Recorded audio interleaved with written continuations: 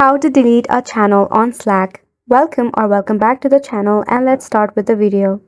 To begin with, go ahead and launch a Slack application on your mobile device or in your PC.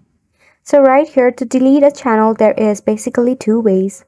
You can just tap open a channel that you want to remove and select the name of the channel at the very top. Once you tap on it, you have to scroll down to the very bottom and select the option of leave channel.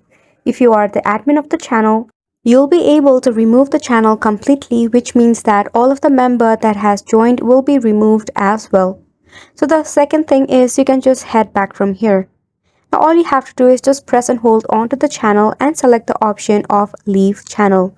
A quick reminder, you also have to be the admin of the channel, otherwise you will not be able to delete it. If you face any of the difficulty regarding this process or any lag issue, you can check out this solution. First and foremost, open up your Play Store or App Store and search for Slack in the search bar. Update the application if there is an update. If not, uninstall the application and reinstall it later. Another thing, you can press and hold onto your application and head to App Info. From here, force stop it, then head to Storage and Cache and clear up the cache.